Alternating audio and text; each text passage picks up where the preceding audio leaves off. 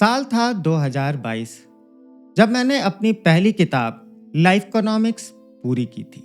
मैंने जीवन दर्शन को 3 भागों में बांटा है।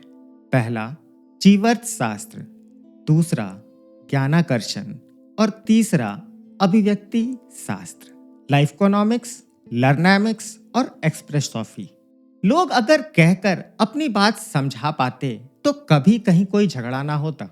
आज मैं आप लोगों को बताना चाहता हूं कि इस चैनल का ईलोक तंत्र का ये जो छठा भाग है, जी हाँ आपने सही सुना, छठा भाग, क्योंकि 5 भाग मैंने लिखे हैं। आपको बताया मैंने 6 किताबें लिखी हैं, एक लाइफ इकोनॉमिक्स और 5 ईलोक तंत्र के भाग, जिसमें से तीसरा अधिकरण प्रकाशन ने प्रकाशित भी किया।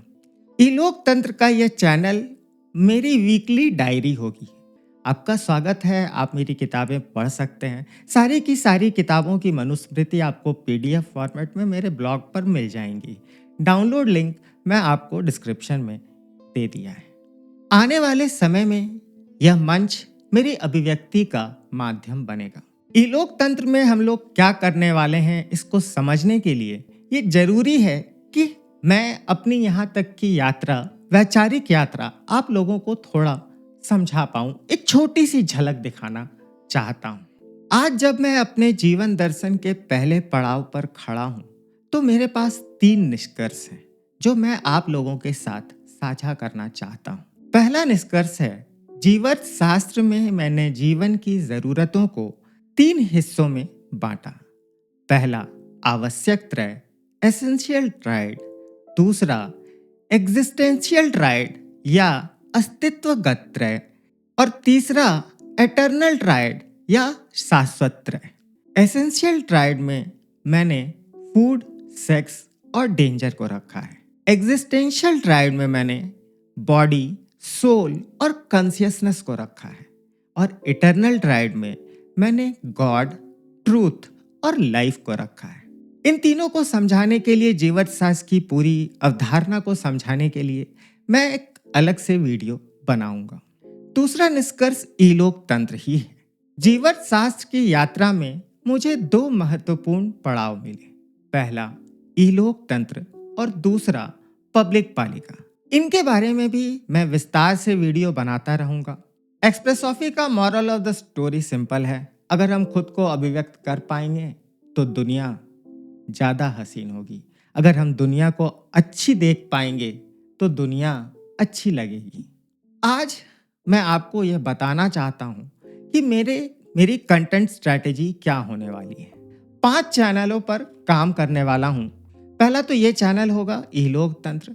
इस चैनल पर मैं एक वीकली व्लॉग टाइप वीडियो करूंगा, जिसमें मैं समझाने की कोशिश करूंगा मेरी राजनीतिक समझ को, मेरी जो भी समझ मेरी बन रही है इन सब सप्ताह में जो चल रहा है, जैसे ईरान और इजराइल के युद्ध में मेरी क्या समझ बनती है, अपनी समझ को मैं समझाने की कोशिश करता जाऊंगा। और साथ में बाकी मैं और क्या क्या कर रहा हूं उसके बारे में मैं बताऊंगा। दूसरा चैनल जो मैंने बहुत पहले शुरू किया था, पर उस पर काम नहीं कर पाया क्योंकि वो रिकॉर्डिंग सेटअप नहीं हो पाया था। हाल ही में अभी जीवर्थ शास्त्र का जब पड़ाव मैं समाप्त कर रहा हूँ तो मेरे पास एक ऐसा स्टूडियो है जहाँ से मैं अपनी बात कह सकता हूँ और मेरी बात स्पष्ट रूप से आप तक पहुँच पाएगी, ऐसी मैं अपेक्षा रखता हूँ। आप ज़रूर टिप्पणी में बताएं कि क्या आपको ये सेटअप, आवाज़ और बाकी सब कुछ ठीक लगा। आप मेरे पुराने वीडियोस भी देख सकते हैं जो मैंने इस चैनल पर बनाए हैं, उससे क्या सुधार हुआ है, आप टिप्पणी में ज़रूर बताएं। आपकी टिप्पणी आगे बढ़ने में मुझे बहुत सहायता करेगी। दूसरा जो चैनल है वो दर्शनशाला है। मैं नेट क्वालिफाइड हूँ दर्शन शास्त्र में, फिलॉसफी में मैं नेट क्वालिफाइड हूँ। तो दर्शनशाला पे मैं जब दर्शन के को पढ़ा रहा हूँगा तो एक क्वालिफाइड एजुकेटर के रूप से मैं अब खुद को स्टैब्लिश कर पाऊँ, ये कामना करता हूँ खुद के लिए। यहाँ पे मैं कोशिश करूँगा कि जो भी अभी तक एमए में पढ़ा है, जितना दर्शन मैंने पढ़ा है, उसको एक किसी सिलेबस के फॉर्म में जो यूपीएससी के छात्रों को या नेट के छात्रों को या जो भी दर्शन समझना चाहता है उसको वो मदद करे। क्योंकि मेरे अनुसार दर्शन सबको पढ़ना चाहिए, खास करके साहित्य के छात्रों को, क्योंकि आखिरकार हर कहानी एक मॉरल ऑफ द स्टोरी छोड़ करके जाती है। ये मॉरल क्या है? ये मॉरल ही तो फिलॉसफी है। और एक फिलॉसफी सबकी होती है। हम चाहें ना चाहें, हम जाने ना जाने, एक फिलॉसफी के साथ हम जी रहे हैं। एक दर्शन हमारा है, हम जैसे देखते हैं, जैसी दुनिया हम देखते हैं वैसा ही दर्शन है। हम सबकी अपनी अपनी एक दुनिया है। यही ई-लोकतंत्र की अवधारणा है। मेरी दुनिया मैं आपसे बांट रहा हूँ, आप अपनी दुनिया मुझसे बांटो। हम अगर अभिव्यक्ति के माध्यम से, कला के किसी भी माध्यम से खुद को अभिव्यक्त कर पाएंगे, तो आप खुद ही सोचिए कि हमें लड़ने मरने की क्यों ज़रूरत पड़ेगी। और ये मेरे लिए एक प्रैक्टिस सेशन भी होगा कि कैसे यूट्यूब पे वीडियो बनाना है, क्योंकि मुझे आता तो है नहीं, मैं तो शुरू कर रहा हूँ। वैसे वीडियोस मैंने पहले बनाए हैं, कई सालों से काम कर रहा हूँ। पिताजी का एक वीडियो चैनल मैंने बनाया था जब कोरोना का समय था, उन लोगों को ऑनलाइन पढ़ाना पड़ता था। पापा प्रोफेसर थे हिंदी के, तो उसको मैंने कोरोना के समय में रिकॉर्ड कर लिया। लगभग 100 वीडियो आपको उनके चैनल पर मिल जाएँगे।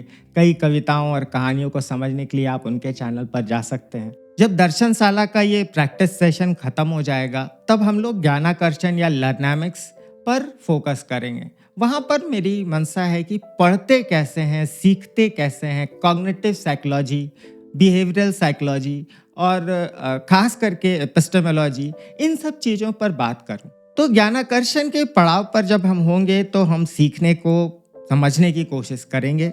ये कोशिश रहेगी मेरी कि उसको मैं सारे स्टूडेंट्स, पेरेंट्स और टीचर्स के लिए रेलेवेंट बना सकूं। मेरा चौथा चैनल है डेवलप्ड एड्यू स्टूडियो, जो आप लोगो हर समय देखते हैं इधर। वो वहाँ पर मैं ये जो सेटअप मैंने तैयार किया है, इस सेटअप को मैं समझाने की कोशिश करूँगा। जो टेक्निकल नॉलेज मैंने कमाया है वो बताने की कोशिश करूँगा। और आखिर में मेरा 5वां चैनल होगा पब्लिक पालिका, जहाँ जीवार्थ शास्त्र का जो अंतिम निष्कर्ष है, पब्लिक पालिका डेमोक्रेसी का सिस्टम है, उस पर जो क्रिटिक है और उसका जो एक पैरेलल सिस्टम, अल्टरनेटिव क्या हो सकता है, और वो भी संविधान के दायरे में रहते हुए कैसे। और ये पूरा जो पब्लिक पालिका का मॉडल है, काफ़ी मैंने उसको विकसित कर लिया है। मैंने एक वेबसाइट भी बनाई है publicpalika.in, जहाँ आप जाकर उसका मैनिफेस्टो पढ़ सकते हैं। एक यूट्यूब चैनल भी है जहाँ मैंने एआई वॉइस को यूज़ करके उसका जो मैनिफेस्टो है, उसके कुछ इम्पॉर्टेंट चैप्टर्स को पढ़ करके छोड़ दिया है। उस पर भी मुझे काम करना है। मैं कोशिश करूँगा कि उसको और बेहतर ढंग से समझा सकूँ। उम्मीद है रांची विश्वविद्यालय से मुझे पीएचडी करने का मौका मिले।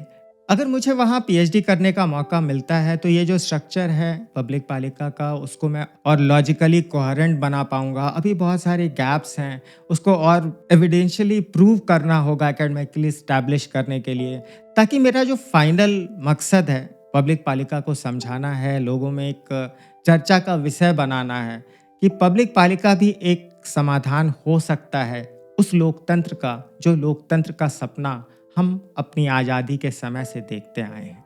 मैं साप्ताहिक आपको इस चैनल पर मिलता रहूँगा, और जैसे जैसे बाकी चैनलों के लिए वीडियोस बनते रहेंगे मैं डालता रहूँगा।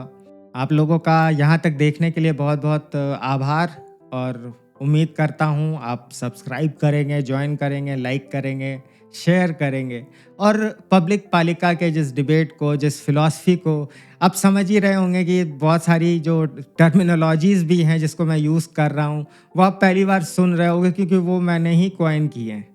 तो उनको समझाने के लिए मुझे थोड़ा डिटेल में जाना ही पड़ेगा। एक वीडियो उसके लिए काफ़ी नहीं होने वाला है। धीरे धीरे बात करते रहेंगे। सुना है बातों से ही तो लोकतंत्र चलता है। हमारा ई लोकतंत्र भी ऐसे ही चलता रहे, आपका साथ बना रहे। बहुत बहुत धन्यवाद।